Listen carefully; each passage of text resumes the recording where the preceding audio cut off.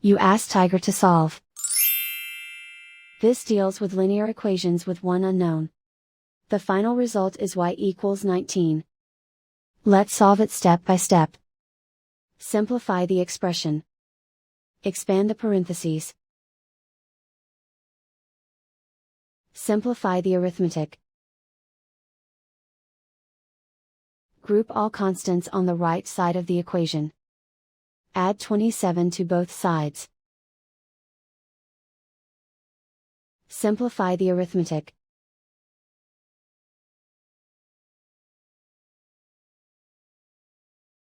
Isolate the y.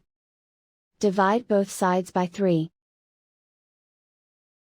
Simplify the fraction. Find the greatest common factor of the numerator and denominator. Factor out and cancel the greatest common factor. And so the final result is y equals 19.